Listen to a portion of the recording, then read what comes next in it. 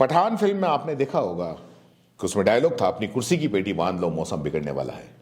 मौसम तो नहीं बिगड़ा, लेकिन यहां पता नहीं क्यों ऐसा लग रहा है कि जैसे मौसम बदलने वाला है। प्रधानमंत्री नरेंद्र मोदी जी पार्टी के नेताओं से कह रहे हैं कि मुसलमानों को गाली देना बंद करो, मुसलमानों के बारे में गलत बयानबाजी मत करो। अरे क्या हो गया, एकदम से सब सही तो है।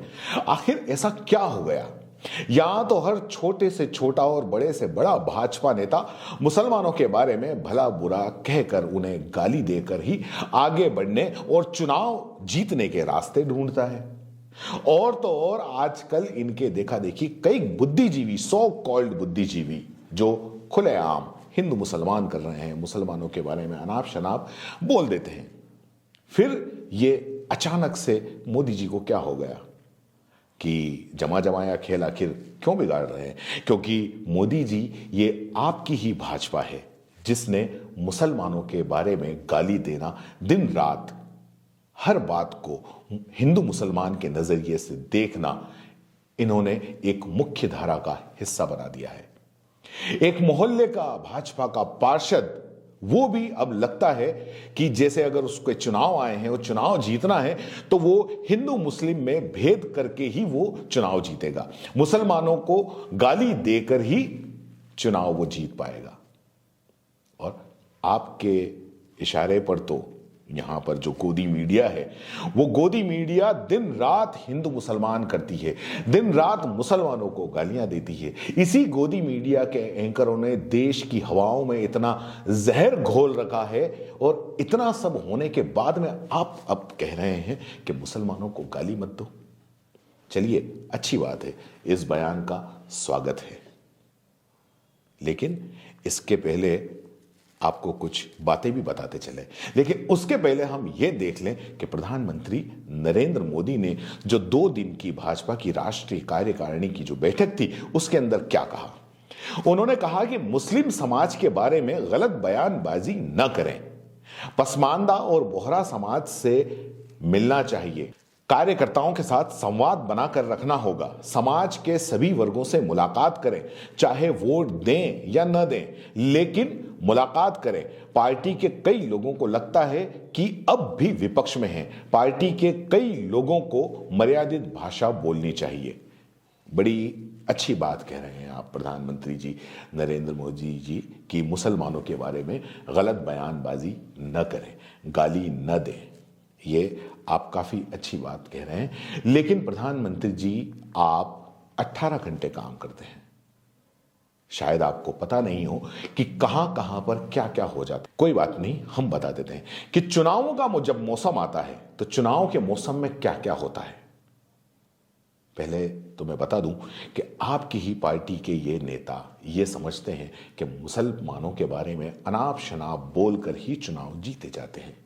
ये बात मैं कोई हवा में नहीं कह रहा हूं, उसके कई प्रमाण हैं। और सबसे बड़ा उदाहरण आपको हम दे देते हैं कि शायद आपको याद हो कि न याद हो, इनके बारे में जो ये दिख रही हैं, इनका नाम बिल्किस बानो है, आपके गुजरात की ही हैं। और गुजरात दंगों में इनके पूरे परिवार को मार दिया गया, इनकी बच्ची को पत्थर पर पटक कर मार दिया, इनके साथ सामूहिक बलात्कार किया गया। और इस चुनाव में क्या हुआ पता है आपको? इस जघन्य अपराध के 11 अपराधियों को छोड़ दिया गया। कोर्ट ने नहीं छोड़ा, आपकी पार्टी ने, आपकी गुजरात की सरकार ने 15 अगस्त पर रिहा कर दिया, माफी दे दी। जांच एजेंसियों ने चीख चीख कर कहा कि रिहा मत करिए इनको, लेकिन पता है इसके बावजूद चुनाव के ठीक पहले इन्हें रिहा कर दिया जाता है।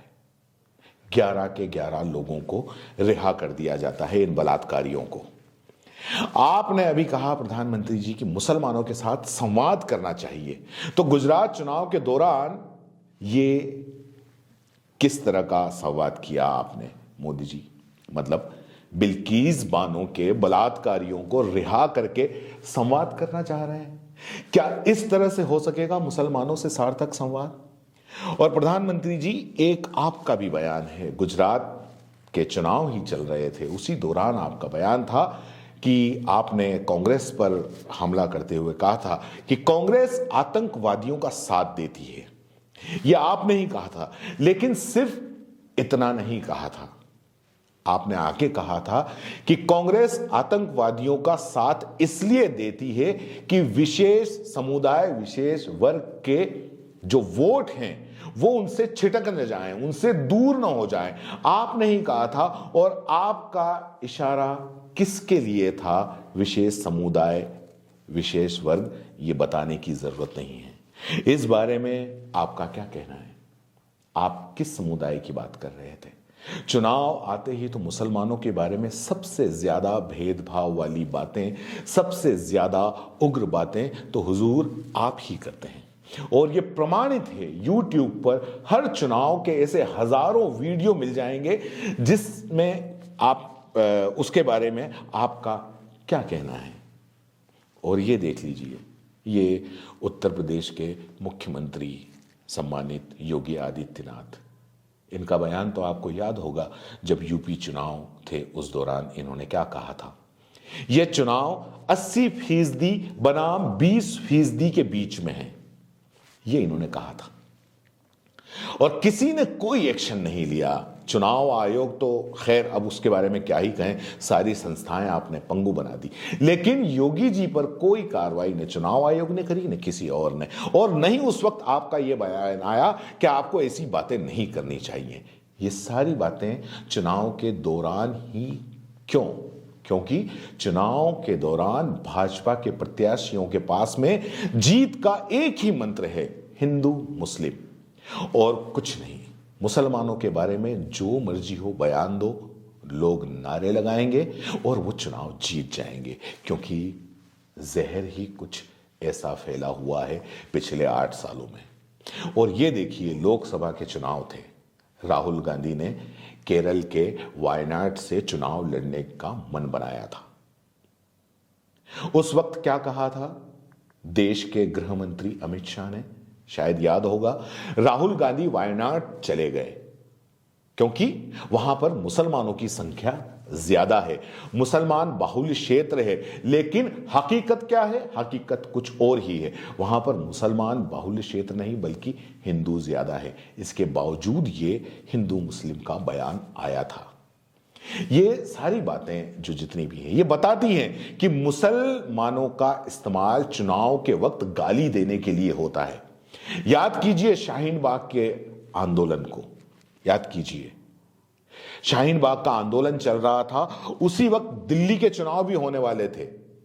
बड़े से बड़े नेता का क्या बयान आ रहे थे, वो क्या बयान दे रहे थे, याद कीजिए मोदी जी, याद कीजिए। शाहीन बाग को करंट लगना चाहिए कि बाबरपुर में बटन दबाओ, शाहीन बाग को करंट लगना चाहिए। और बयान और किसी ने नहीं, ये जो बयान था और किसी ने नहीं बल्कि देश के दूसरे नंबर के नेता मंत्री यानी कि गृह मंत्री अमित शाह का था। देश के एक और सम्मानित मंत्री का बयान था, देश के गद्दारों को गोली मारो। जी हां, अनुराग ठाकुर का बयान था ये, जिन्होंने स्टेज पे सबके सामने लगाया था। किसके लिए था? मुसलमानों के लिए ही था। कोई गोली मारने की बात करता है, उस वक्त कई ने यह भी कहा था कि घर में घुसकर तुम्हारी बच्चियों के साथ में बलात्कार करेंगे, ऐसे संवाद करेंगे, ऐसी बातें बोल के। आपको पता हो या ना पता हो, भाजपा की सियासत का हिस्सा बन गया है मुसलमानों के बारे में अपशब्द कहो और चुनाव जीत जाओ। एक और मिसाल देख लीजिए, हाल ही की है, ज्यादा पुरानी नहीं है। हल्द्वानी की बात कोई बहुत ज्यादा पुरानी नहीं है। 4000 घर थे, 50,000 लोग, याद है ना? और वहां पर होता क्या है कि हमेशा कांग्रेस जीतती आई है। वहां पर 90% मुस्लिम रहते हैं। हाई कोर्ट का आदेश आता है, आपकी ही भाजपा पार्टी की पुष्करधामी सरकार बिना कुछ सोचे समझे 50,000 लोगों के घरों पर बुलडोजर चढ़ाने की तैयारी कर लेती है। अर्धसैनिक बल बुला लिया जाता है, उनका बस चलता तो आदेश आने के अगले दिन वो पूरे राज्य की फोर्स बुलाकर उनको वहां से खदेड़ देती, सबको उस जमीन से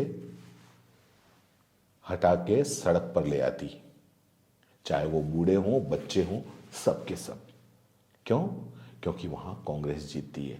क्यों? क्योंकि वहां पर 90% मुसलमान रहते हैं। इसलिए बस उन्हें उजाड़ दो, कर दो। क्या इस तरह से संवाद होगा? क्या ये 50,000 लोग अगर हिंदू होते, ईमानदारी से कहना कि अगर ये हिंदू होते, क्या तब भी ऐसा होता? क्या ऐसा ही किया जाता? क्या ये भेदभाव नहीं है? और उस वक्त हल्द्वानी के लोगों को लेकर आपके नेताओं के और इस गोदी मीडिया के, जिसको इतनी शह दे रखी है, उसके बयान देखें। उसको जमीन जिहाद बना दिया। आपके नेता और गोदी मीडिया हर बात को जिहाद से जोड़ देते हैं। वहां पर रहने वाले लोगों को लिए जमीन जिहाद बना दिया। क्या इस तरह से मुसलमानों से सार्थक संवाद हो सकेगा? मुसलमानों को गाली देना, मुसलमानों के बारे में अपशब्द कहना, मुसलमानों के बारे में अनाप शनाप कहना मुख्य धारा का हिस्सा बन गया है भाजपा के लिए। और जो मुसलमानों को सपोर्ट करता है उसको देशद्रोही, टुकड़े टुकड़े गैंग और जाने क्या क्या कह दिया जाता है। सीधे पाकिस्तान भेजने की बात कह दी जाती है। चलिए एक उदाहरण और देख लीजिए। इनको तो सब जानते होंगे। कुर्सी की पेटी बांध लो, मौसम बिगड़ने वाला है। पठान फिल्म आ रही है। आप क्या समझते हैं? आपने हालांकि फिल्म को लेकर यह बयान दिया है कि विरोध नहीं करना चाहिए, लेकिन आप क्या समझते हैं कि पठान फिल्म का विरोध किस बात को लेकर है? किस बात को लेकर पठान फिल्म का विरोध हो रहा है? पठान फिल्म का विरोध सिर्फ इसलिए हो रहा है कि शाहरुख खान है।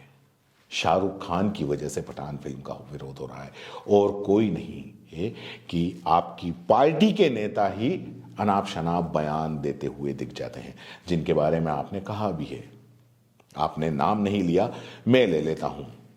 मध्य प्रदेश के गृह मंत्री नरोत्तम मिश्रा और भी जाने कितने भाजपा के नेता हैं। क्यों? शाहरुख खान हिंदू मुसलमान नहीं है, वो एक कलाकार है। लेकिन क्योंकि खान हैं, मुसलमान हैं, तो आपकी पार्टी के नेताओं को, आपकी पार्टी के कार्यकर्ताओं को विरोध करना है। शाहरुख खान अगर देखा जाए तो देश का गौरव माना जा सकता है। एक ऐसे एक्टर हैं जो पूरी दुनिया में इंटरनेशनल लेवल पे वो काफ़ी मशहूर हैं। एक मैगजीन एम्पायर में शाहरुख खान टॉप 50 एक्टर में शामिल हुए हैं। लेकिन आपके पार्टी के नेताओं को ये सब नहीं दिखता, उन्हें बस खान दिखता है, और खान है तो विरोध है बस। प्रधानमंत्री जी, पिछले 8 सालों में वो सब कुछ हुआ जिसकी कल्पना भी नहीं की जा सकती। आप ही की पार्टी की नेता नुपुर शर्मा हजरत मोहम्मद साहब के बारे में कितने अपशब्द कह दिए। आप उन्हें पार्टी से निकाल तो देते हैं, लेकिन क्यों निकाल देते हैं? अपशब्द कहने पर नहीं, क्योंकि अंतर्राष्ट्रीय स्तर पर छवि खराब हो रही थी, क्योंकि मध्य पूर्व में अडानी, अंबानी और लाला को नुकसान होने वाला लगा था। वहां भारतीय प्रोडक्ट का बहिष्कार शुरू हो गया था। तब जाकर नुपुर शर्मा को पार्टी से बाहर निकाला गया। आपसे सवाल है कि क्या आज तक नुपुर शर्मा से दिल्ली पुलिस ने पूछताछ की? क्या वो जेल गई? नहीं गई। मोहम्मद जुबैर जेल भेज दिया जाता है, जबकि उसने कुछ नहीं किया। मोहम्मद खालिद को जेल भेज दिया जाता है, कुछ साबित नहीं हुआ। सिद्दीक कप्पन, जो कि हाथरस मामले का कवरेज करने के लिए जा रहा था, उसको कई सालों तक जेल में रखा, कुछ साबित नहीं हुआ। कोर्ट में फिर भी रखा। क्यों? क्योंकि ये सब मुसलमान थे।